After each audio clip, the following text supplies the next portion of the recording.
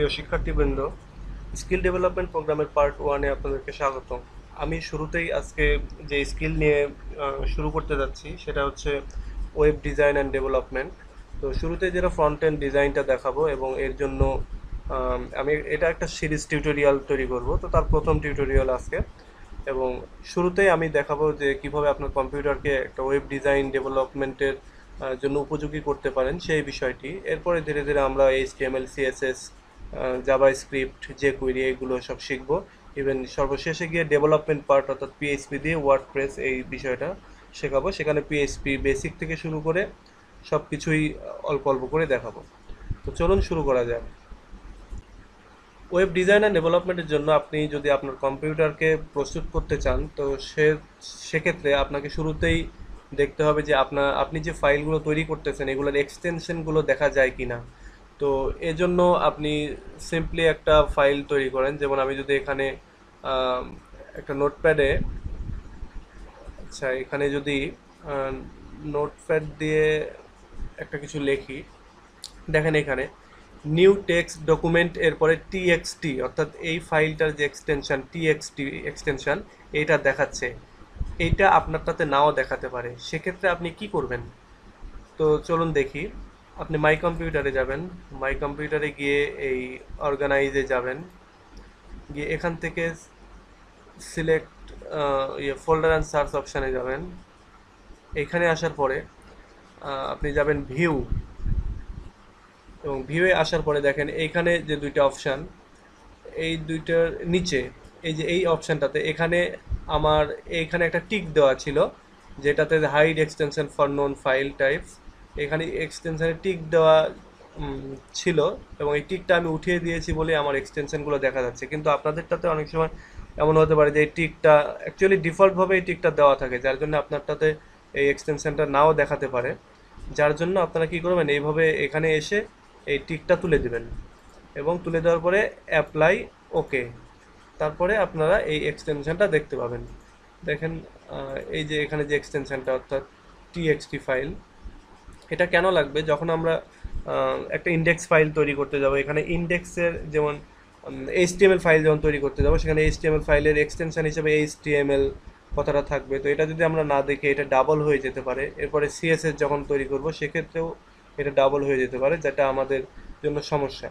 তো এর জন্যই শুরুতে আপনারা এখানে এসে এই এক্সটেনশনের যে রেডিও বাটনটা সেখান থেকে আপনার টিকটা তুলে দিবেন। আমি আরেকবার দেখাই।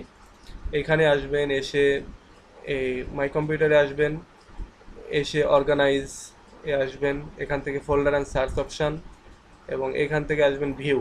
ভিউ থেকে এই যে হাইড এক্সটেনশন এখানে একটা টিক থাকে, এই টিকটা তুলে দেবেন, দিয়ে ওকে করে দেবেন। বাস, এরপর থেকে আপনার এই এক্সটেনশনটা দেখা যাবে। তো এই হলো প্রথম ধাপ। এরপরে কি করবেন? এরপরে দ্বিতীয় ধাপ হিসেবে আপনি একটা আইডিই অর্থাৎ যেটাতে আপনি লিখবেন, কোডগুলো লিখবেন, সেরকম একটা সফটওয়্যার আপনি ইনস্টল করে নেবেন। সেটা হতে পারে নোটপ্যাড প্লাস প্লাস, অথবা ব্র্যাকেটস, অথবা অ্যাডোব ড্রিম ওয়েভার, অথবা এমনি এই যে নোটপ্যাডের যে এমনিতে ডিফল্ট যেটা উইন্ডোজের নোটপ্যাড আছে এখানেও আপনি লিখতে পারেন। কিন্তু এখানে লেখাটা আসলে শুরুতে ঠিক আছে, কিন্তু পরবর্তীতে এটা দরকার হয় না, বা এটা একটু বিরক্তিকর। যার জন্য আপনারা শুরুতেই আমি আমি যেটা রেকমেন্ড করবো যে ব্র্যাকেটস ব্র্যাকেটস এই সফটওয়্যারটা আপনারা ইনস্টল করে নেবেন। এটা ব্র্যাকেটস থেকে ডাউনলোড করবেন, অর্থাৎ আপনারা গুগলে গিয়ে সার্চ করবেন, যেমন ব্র্যাকেটস ব্র্যাকেটস লিখে সার্চ দিলেই আপনারা এই যে এইখানে এইটা পাবেন। এখান থেকে আপনারা এই এটা ওপেন করবেন, এটা ওপেন করে আচ্ছা এখান থেকে এই যে ডাউনলোড করে নেবেন। এখন 1.10 ভার্সনটা চলছে, এটা ডাউনলোড করে ইনস্টল করবেন, তাহলে আপনাদের এরকমের একটি আইকন পাবেন এবং এই ইন্টারফেসটা আসবে।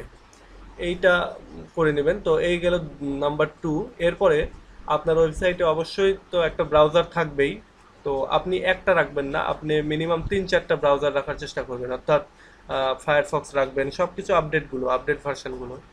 ফায়ারফক্স রাখবেন, গুগল ক্রোম রাখবেন, আপনি অপেরা মিনি রাখবেন।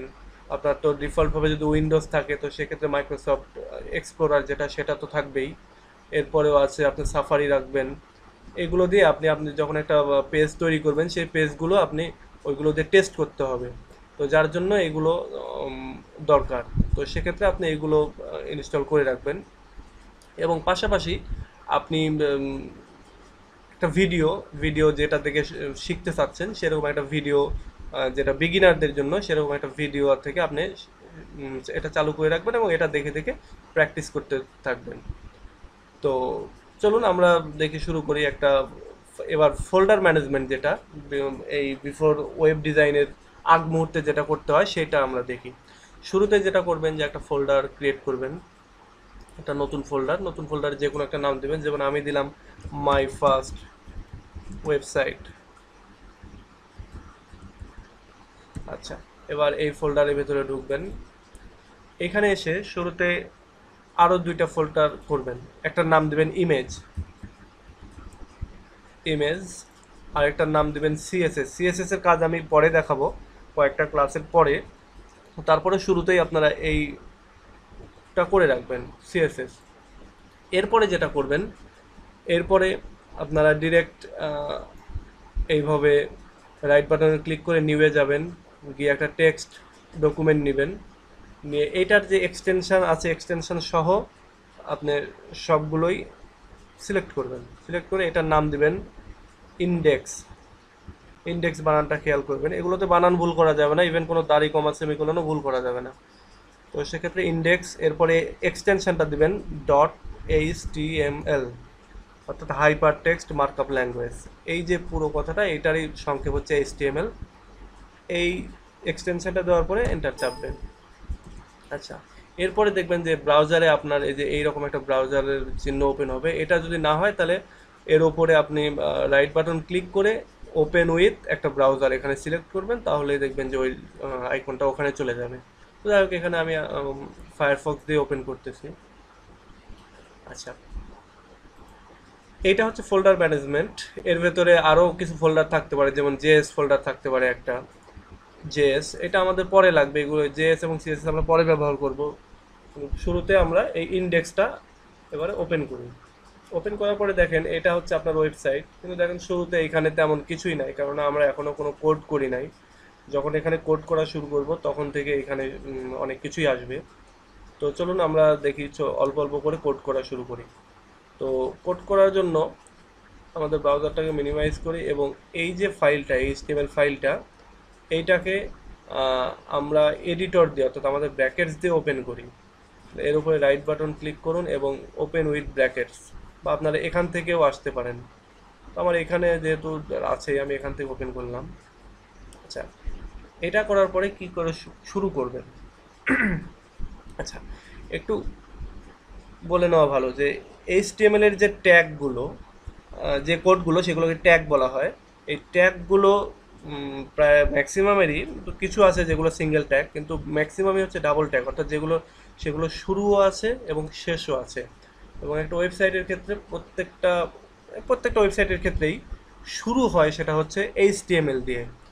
যেমন এখানে লেস দেন HTML শুরু, এবং গ্রেটার দেন দিয়ে শেষ হবে, এবং আরেকটা HTML যেটা দিয়ে শেষ হবে। একটু খেয়াল করে দেখেন, HTML শুরু, HTML শেষ, এই দুইটা কোডের ভেতরে পার্থক্য হচ্ছে শুধুমাত্র এই স্ল্যাশ, অর্থাৎ এই স্ল্যাশ দিয়েই এই দুইটাকে আলাদা করা হচ্ছে। এবং এইটা শুরু, এটা শেষ। এর ভেতরে থাকবে আপনার ওয়েবসাইটের যাবতীয় সকল কোড। আচ্ছা, তো এর ভেতরে যেটা থাকে অ্যাজ এ বিগিনার হিসেবে বা সর্বপ্রথম যে পেজটা সেটার ক্ষেত্রে, সেটা হলো শুরুতে থাকে হচ্ছে হেড শুরু এবং হেড শেষ। একটু খেয়াল করেন, হেডেরও HTML এর মতো শুরু শেষ আছে, এবং হেড দুটো একই জিনিস, জাস্ট খালি পরেরটাতে শেষটাতে একটা স্ল্যাশ যুক্ত হয়েছে অতিরিক্ত, এই যে এই স্ল্যাশ। আচ্ছা, এই হেড, এরপরে আরেকটা থাকবে সেটা হচ্ছে বডি। এবং বডি শুরু, বডি শেষ, জাস্ট একটা স্ল্যাশের পার্থক্য। এবং যাবতীয় সব কিছু থাকবে এই ওয়েবসাইটের বডির ভেতরে। এবং এই হেডের ভেতরে থাকে হচ্ছে টাইটেল, অর্থাৎ একটা ওয়েবসাইটের নাম। এটা শুরু করবেন টাইটেল শুরু, টাইটেল শেষ, এটা দিয়ে। এবং এর ভেতরে আপনি নাম দিবেন। যেমন আমি যদি লিখি মাই ফার্স্ট ওয়েবসাইট, সরি একটু ক্যাপস লক অন হয়ে গেছে, মাই ওয়েবসাইট, মাই ফার্স্ট ওয়েবসাইট। একটু দেখে আসি এবার কি চেঞ্জ হলো। আর একটু মনে রাখবেন যে এই যে সিরিয়ালটা, এই সিরিয়াল অনুযায়ী আমাদেরকে এইটা যেহেতু মানে শুরুর একটা বেসিক কোড, সুতরাং এক্ষেত্রে এই সিরিয়ালটা আমাদেরকে মেনটেন করতে হবে। অর্থাৎ সর্বপ্রথমে থাকবে HTML শুরু এবং শেষ, এর ভেতরে থাকবে হেড শুরু শেষ এবং বডি শুরু শেষ, এবং এই হেডের ভেতরে থাকবে হচ্ছে টাইটেল শুরু টাইটেল শেষ, এবং এর মাঝখানে থাকবে হচ্ছে টাইটেল, ওয়েবসাইটের টাইটেল। আচ্ছা, এ পর্যন্ত হওয়ার পরে আমরা Ctrl+S চেপে এটা সেভ করব, এবং সেভ করার পরে আমরা আমাদের ব্রাউজারে যাই, গিয়ে দেখেন এইখানেও কিছু নাই, এইখানেও কিছু নাই। কিন্তু আমরা যখন এখন এইটাকে ওপেন করব বা একটা রিফ্রেশ করব, তারপরে আমরা কিছু দেখতে পাবো। দেখেন, এই দেখেন মাই ফার্স্ট ওয়েবসাইট, অর্থাৎ আমাদের টাইটেলটা এখানে শো করছে। ইভেন আমাদের ইউআরএলেও এই টাইটেলটা শো করছে। ইউআরএলে দেখেন দেখাচ্ছে আমাদের ফাইলের নাম বা টাইপ এবং index.html। তো এতটুকু এতক্ষণ যে কোডটুকু লিখলাম সেটুকু আসলে এই যে এইটুকু কাজ করতেছে, অর্থাৎ মাই ফার্স্ট ওয়েবসাইট এই টাইটেলে আছে, তাই ওখানে গেল। আচ্ছা, এখন থেকে আমরা এর ভেতরে কোড লিখবো এবং কিছু ভিজিবল অনেক বিষয় দেখতে পাবো। যেমন শুরু করি, সর্বপ্রথমে যে কোডগুলো আসে অ্যাজ এ বিগিনার, অর্থাৎ বিগিনারদের জন্য, সেগুলো হচ্ছে যে যেমন H1 ট্যাগ। যেমন আমরা যদি শুরু করি H1, H1 ট্যাগ মূলত H হচ্ছে হেডলাইনের সংক্ষেপ, এবং এই ট্যাগগুলোরও শুরু এবং শেষ আছে। দেখেন শেষটা হচ্ছে স্ল্যাশ দিয়ে শেষ হচ্ছে, এবং এর ভেতরে আমরা যা লিখবো সেগুলো সব ওয়েবসাইটের হেডলাইন হিসেবে বিবেচিত হবে। যেমন একটা নিউজের হেডলাইন থাকে এবং তারপরে নিউজগুলো থাকে, ঠিক এরকমই এই নিউজের হেডলাইনগুলো যে কোড দিয়ে দেয় সেটা হচ্ছে এই H1 ট্যাগ। তো আমরা যদি এখানে লিখি হেডলাইন বা নিউজ হেডলাইন, যদি লিখি নিউজ হেডলাইন, এরপরে Ctrl+S দিয়ে সেভ করতে হবে প্রতিবারই, এবং ব্রাউজারে গিয়ে রিফ্রেশ করতে হবে। দেখেন আমরা এখানে আমাদের ব্রাউজারে নিউজ হেডলাইন এই শব্দ দুটি দেখা যাচ্ছে, এবং এইটা হচ্ছে অনেক বড়। এর চাইতে যদি আরেকটু ছোট আমাদের হেডলাইন করতে হয়, তাহলে আমাদেরকে করতে হবে H2, অর্থাৎ H2 শুরু এবং স্ল্যাশ দিয়ে H2 শেষ। এর ভেতরে যদি আমরা লিখি নিউজ হেডলাইন,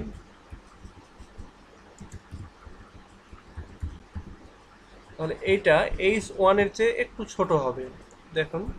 এবং এর যে মাঝখানে যে স্পেসগুলো, এগুলো ডিফল্টভাবে নিয়ে নেবে। এভাবে প্রায় H6 পর্যন্ত আপনারা লিখতে পারবেন। H6 পর্যন্ত লিখলে কেমন হয় দেখি আমরা একটু।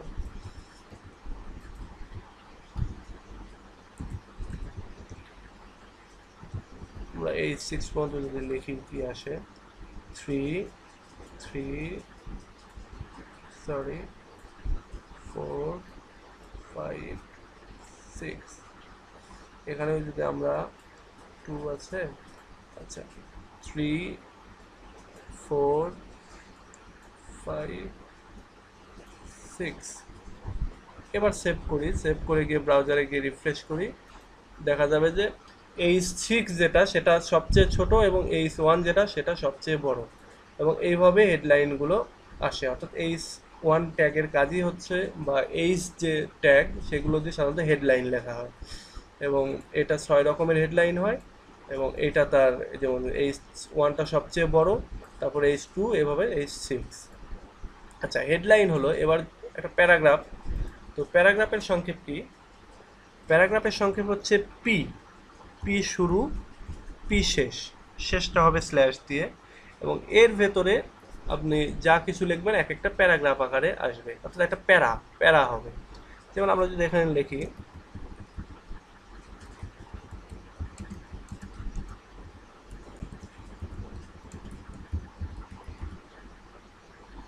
এই যে Bangladesh is a small country, এই যে কথাটা লিখলাম, এটাই যদি এখন আমি কপি করি, কপি করে পেস্ট করি,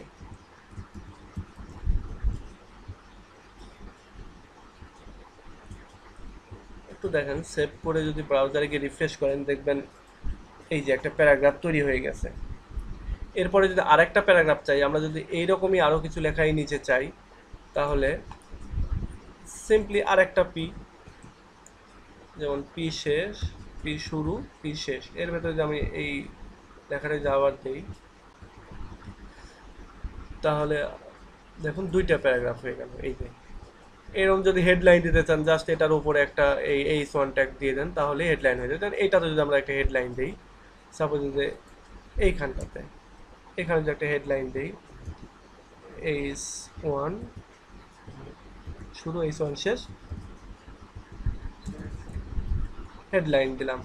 কন্ট্রোল এস দিয়ে সেভ করে আমরা যদি এখানে যাই, রিফ্রেশ দিই, এই দেখেন হেডলাইন, হেডলাইন এই যে নিউজের হেডলাইন এবং নিউজ, পুরা নিউজটা এটা।